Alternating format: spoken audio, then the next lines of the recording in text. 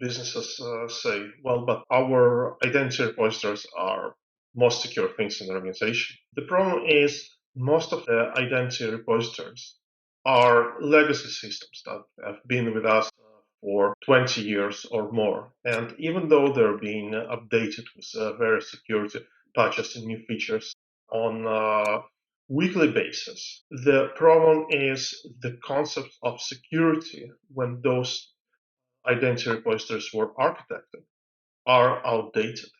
And therefore, every single time we investigate a ransomware attack or we investigate a business account compromise incident, we see where identity repositories not only did not provide the adequate level of security, but they actually accelerated the attack and allowed the attacker to move the organization much faster and allowed the attacker to have a more impact in terms of the attack.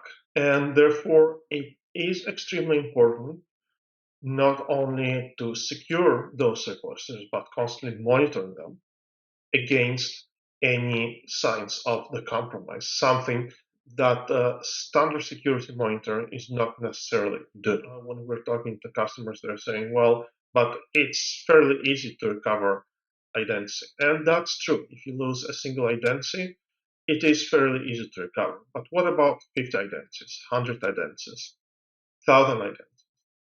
And this is the fundamental problem with hybrid identity protection. It's if you lose the identity repository, how can you recover it? Because your entire business runs on those identities. If your identity repository is down, everything is down, and your business is not functioning. Therefore, it is important to have a solid recovery plan. And a solid recovery plan needs to obviously work on timing. You want to recover as fast as possible, but also it has to be secure.